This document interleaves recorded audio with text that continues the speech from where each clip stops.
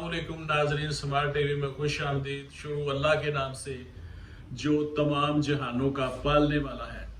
नाजरीन, इसराइल का शुमार दुनिया की ताकतवर तरीन फोर्सेस में होता है। ये हमास की बहुत बड़ी जुर्रत है कि उसने दुनिया की जदीद तरीन असला और टेक्नोलॉजी से एडवांस मुल्क के साथ इसराइल के साथ इस हद तक बहादुरी शुरू कर रखी है। इसराइल के पास टैंकों समेत हवाई जहाज़ों और जंगी लड़ाका तैयारों के साथ हेलीकॉप्टरों के साथ बहुत बड़ी कुव्वत गर्दाना जाता है।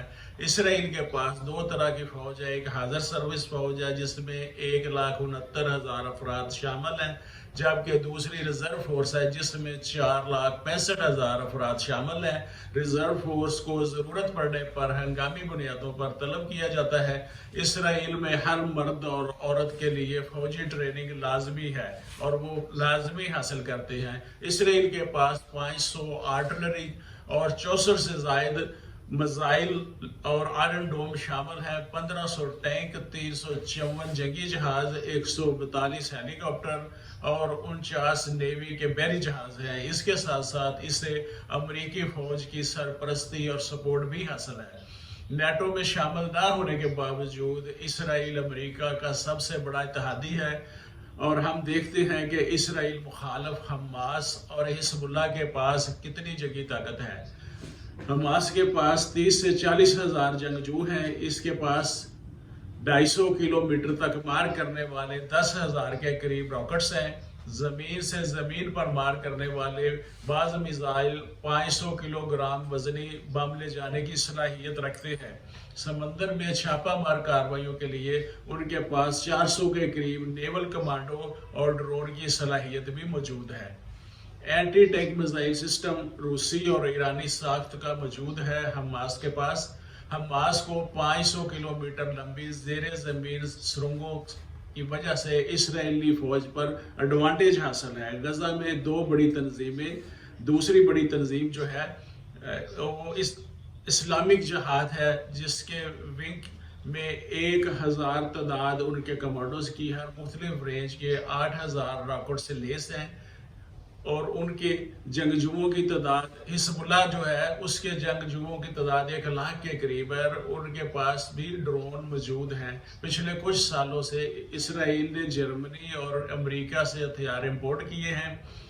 इससे सालाना 3.5 बिलियन डॉलर से जायद की फौजी इमदाद अमेरिका से मिलती है। आखिर इसराइल इस कदर बड़ी फौजी कुव्वत का क्या जवाब पेश करता है? इसराइल का कहना है कि वो चारों तरफ से दुश्मनों में घिरा हुआ है।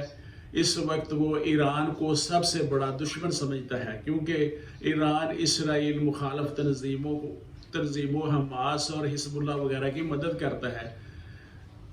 लबनान के साथ इसराइल की पहले आम जंग हो चुकी है और इसराइल इसे ईरान को अपने लिए बहुत बड़ा खतरा समझता है। माजी में इसराइल की अरब ममालिक से भी जंगी हो चुकी हैं। 1967 में मिस्र, उर्दन और शाम से मुश्तरका जंग इसराइल की हुई थी। इसराइल ने ना सिर्फ ये जंग जीत ली बल्कि मजीद इलाकों पर भी गासबाना कब्जा कर लिया जिसमें गजा की पट्टी, बैतुल मुकद्दस भी शामिल है। इस तरह इसराइल ने अपने इलाका में 4 गुना ज्यादा इजाफा कर लिया। 1967 की जंग भी इन्हीं कुव्वतों के दरमियान हुई जो भी असला की बर्तरी की वजह से इसराइल का पल्ला भारी रहा और इस जंग के बाद अमेरिका ने इसराइल की फौजी इमदाद में मजीद इजाफा कर दिया। अमेरिका इसराइल को फौजी इमदाद देता है। इसके बदले इसराइल मिडल ईस्ट में अमेरिका के मुफादात की निगरानी और हिफाजत करता है। इतनी बड़ी फौजी कुव्वत के सामने हमास जैसी तंजीम की क्या हैसियत है? इसराइल क्यों उसे बेअसर करने में कामयाब नहीं हो रहा?